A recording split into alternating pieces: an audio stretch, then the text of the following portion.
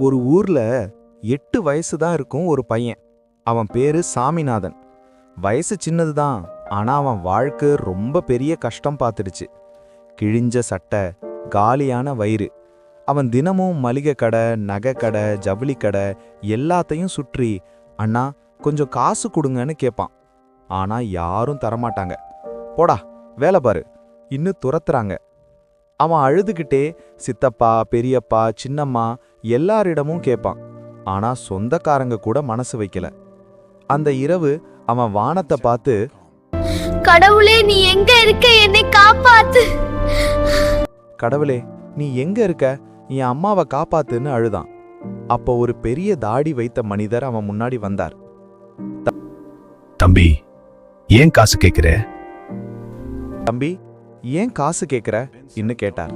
அப்போதான் சாமிநாதன் சொன்னான், என் அம்மா வளர்மதி என்ன நல்லா படிக்க வச்சாங்க. ஆனா இப்ப ஹாஸ்பிடல்ல இருக்காங்க, அதனாலதான் காசு கேக்குறேன். வளர்மதி என்ன நல்லா படிக்க வச்சாங்க, ஆனா ஒரு நாள் ஆக்சிடென்ட், இப்ப ஹாஸ்பிட்டல்ல இருக்காங்க, அதனால தான் காசு கேக்குறேன்.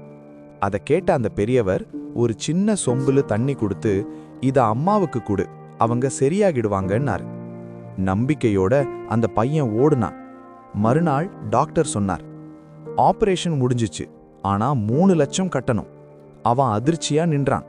அப்போ உங்க காசு எல்லாம் ஏற்கனவே கட்டிட்டாங்க. இந்த பையனுக்கு உதவியது என் கடமை. டாக்டர் சொன்னார், உங்க காசு எல்லாம் ஏற்கனவே கட்டிட்டாங்க, ஒரு பெரியவர் கட்டிட்டாங்க. ஒரு கடிதம் கொடுத்தார். இந்த பையனுக்கு உதவியது என் கடமை. கடவுள் வானத்துல இல்ல, நல்ல மனசு உள்ள மனிதர்கள்ல இருக்கார். அந்த நிமிஷம் சாமிநாதன் கைய கூப்பிட்டு அழுதான். அவனுக்கு புரிஞ்சிச்சு, கடவுள் நம்மை சுற்றி இருக்கிறார், நல்ல மனிதர்களா வந்து உதவுறார். அந்த நாள் ஒரு மனிதன் மட்டும் இல்ல, ஒரு கடவுள் வந்த நாள்.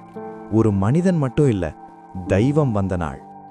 நம்ம சேனல்ல நிறைய பேர் பாக்குறீங்க, ஆனா சப்ஸ்கிரைப் பட்டனை மட்டும் அழுத்தமா போறீங்க. அதை மறக்காம அழுத்திடுங்க. ஓகே, பாய் பாய்.